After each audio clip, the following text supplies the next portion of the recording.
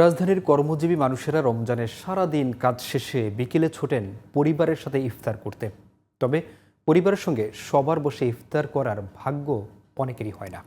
দায়িত্বের কারণে সড়কে ইফতার করতে হয় ট্রাফিক পুলিশ, আনসার ও গণপরিবহনের চালকদের। বিস্তারিত FM বাইজিদের রিপোর্টে। রমজান মাসে সাধারণত বিকেল ৩টার পর থেকে রাজধানীর সড়কগুলোতে ঘরমুখী মানুষের চাপ বাড়তে থাকে। এর ফলে বেড়ে যায় যানজট। বিকেল 5:30টার দিকে এই চাপ আরও বেড়ে যায়। প্রধান সড়ক, অলিগলি সবখানেই সৃষ্টি হয় গাড়ির লম্বা লাইন। হিমশিম খেলেও যান চলাচল স্বাভাবিক রাখতে আপ্রাণ চেষ্টা করেন ট্রাফিক সদস্যরা। নগরবাসীকে পরিবারের সান্নিধ্যে যাওয়ার সুযোগ করে দিলেও তাদের নিজেদের ইফতার করতে হয় সড়কেই।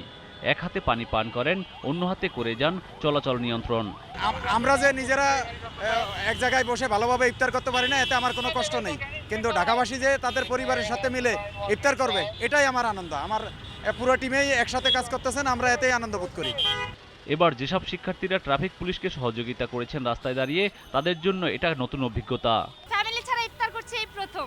ডিফারেন্ট, কষ্টও লাগে, আবার দেশের মানুষের জন্য কাজ করতে পেরে ভালোও লাগছে। আমরা তো কাজ করতেছি মানুষের জন্য। ইফতার এটা আমাদের বিষয় না। ইফতার আমি যখনই করি বাসায় করতে পারি ইফতার আমি, কিন্তু আমাদের জন্য এটা ভালো কাজ করবো, এটা আমার জন্য অনেক কিছু।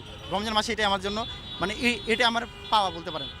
এছাড়া রাস্তায় জ্যামে আটকে থাকা ও পথচারীদের জন্য ইফতার আয়োজন করে অনেক সংগঠন। রাস্তার জ্যামে যারা অনেক সময় দেখা যাচ্ছে যে এখানে জ্যাম আটকে গেল, অনেকে আসে বসে পড়ে, তখন আমরা তারা এখানে ইফতার করে যাই এইভাবে আর কি। এখানে সাধারণত সবাই রাস্তার ছিন্নমূল মানুষেরা, আর যারা রোজা আছে বর্তমানে তারাও, যে কেউ চাইলে, ভালো মানুষও আছে এখানে, যারা অনেকে আছে দেখা যায় জব করে, তারাও আছে ইফতার করে।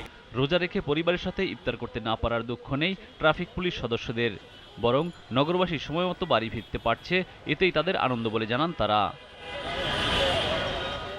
FM Baizid, GTV news, Dhaka.